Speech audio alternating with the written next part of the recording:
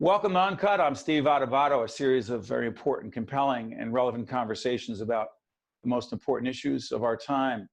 By the way, you can find Uncut on my Twitter, Facebook, Instagram, and YouTube channels. The information will be up there. We are honored to be joined by Aqeela Sherrills, Director of Newark Community Street Team. Aqeela, how are you doing today? I'm wonderful, Steve. How are you? Doing all right. Listen, this is part of an ongoing series of Uncut that is simply called Confronting Racism. Yes, sir. What does that mean to you, confronting racism?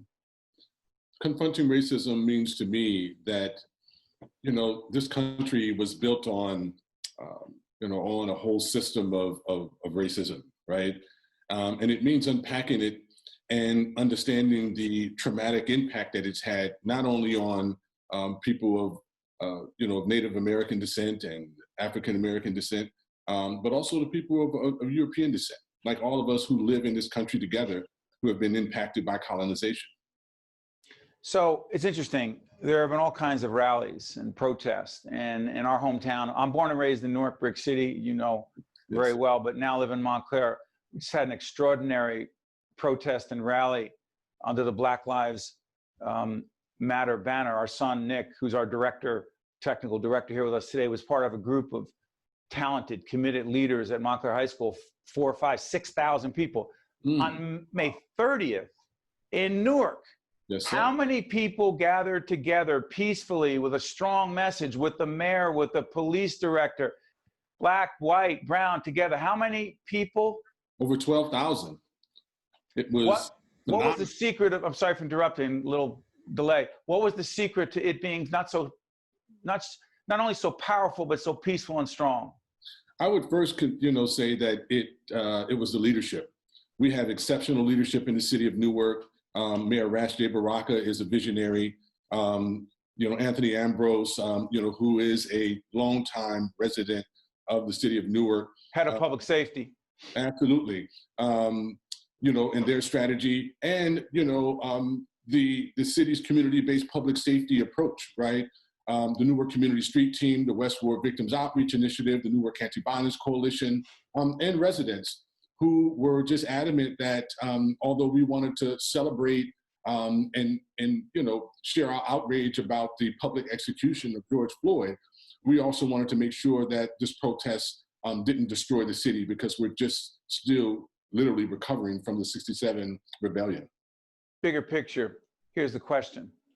There are a lot of people around the country, around our state, region, and nation who say now is the time. Now is the time not just to protest, not just to rally, not just to hold hands and say we're together, which, all due respect, not everyone is. Mm-hmm. That's right. Time for what? Let's be precise and specific. What do we need to do? Not just to reform, but to overhaul and deal directly and confront institutional racism. That's right. I think that we're at an inflection point in terms of policing in this country. Far too often, people say public safety and people say police, when we know that police are only one aspect of the public safety process. I mean, you literally can't have public safety without the public, right? A lot of people think that public safety is the absence of violence and crime. But literally, public safety is about the presence of well-being and the infrastructure to support people in their respective healing journey. I think safety is different things to different people. I mean, Sure does. So does law and order mean different things to different people. That's right.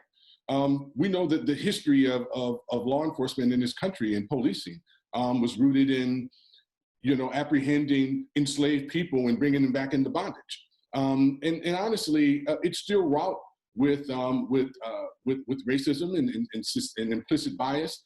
So this is an opportunity, it's an inflection point for us to be able to add complementary strategies like the Newark Community Street Team in the public safety process. As we're taping this program, it'll be seen later on our PBS affiliates, WNET, NJTV, WHYY, and a series of our programs. But at the same time, as we're taping this program early in June, President Trump has said many times, and we'll see what he does moving forward, we need to, quote, dominate the streets. You're shaking your head already. It's ridiculous. What does that mean to you? Dominate the streets means to perpetuate systems of structural violence that have allowed Black men and people of color to be killed with immunity. by law enforcement in communities across this country. It's ridiculous, and we've seen it play itself out in places like New York and of course in Minneapolis, where George Floyd was executed. Basically, it's an old cowboy mentality that just creates harm. So it's interesting. When we think about this, there are a fair number of people who are white and say, okay, I'm listening. I'm willing to understand my role, but hey, come on, let's not go too far here. And by the way, some of the protesters can get out of hand and have destroyed property and have committed crimes. So, hey, come on, let's check ourselves here. None of us advocate or condone those actions. But at your rally, you self-policed. Those police were not in the kind of riot gear that we saw in Washington when the president walked across the street from the White House to go to that church and hold that Bible. It looked like they were being peaceful, but then all hell broke loose. What were you doing and your colleagues to make sure that you self-policed? Well, we've had a 6-year strategy going. In 2014, when the mayor formed the Newark Community Street Team, he also commissioned the Safer Newark Council, which utilized data to inform our coordinated our coordinated public safety strategy in the city. So we had been working consistently with NPD, with the health department through this public health lens, looking at, the best way of being able to approach, public safety and make sure that our community is safe. So, when it came time for the protest, the mayor led the protest. That's right. Director Ambrose pulled all of his cops back to the perimeter. No one was out there in riot gear. And the Newark Community Street Team and other community partners, we actually were amongst the protesters. We were in plain clothes and also in uniforms, so we identified ourselves. And everywhere we watched the rebel rousers, because there were folks there who were clearly agent provocateurs and That's right. Who were seeking to create problems. We followed them everywhere they went, and anytime they got ready to act out, we jumped right in front of them. And we took rocks out of hands. We stood in front of windows when, one kid attempted to try to break the Dunkin' Donuts window with a baseball bat. Most of these folks weren't even from the city. And every day after, May 30th, we came out, at the request of the mayor or at the request of Director Ambrose. And as folks let us know, we gathered intelligence from Instagram and Facebook and made sure that we showed up and told folks, hey, we're here to protest with you. Right. We're outraged just as well as you are, but we're not going to destroy our city.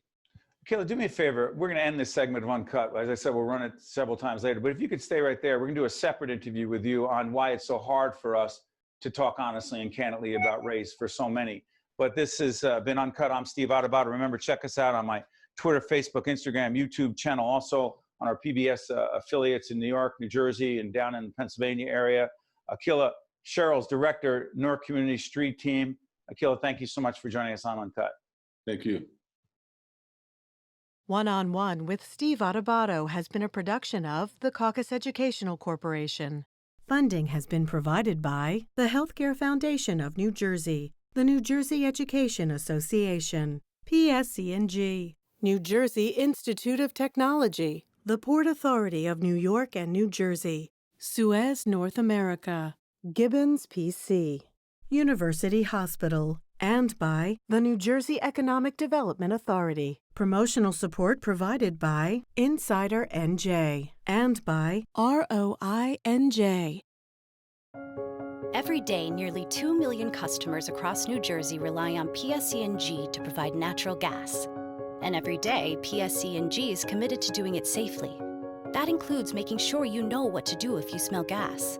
A natural gas leak smells like rotten eggs. If you suspect a gas leak, leave your home immediately. Get far away, then call 911. Remember, smell, leave, call. Protect the ones you love. Learn more at pscg.com/gas safety.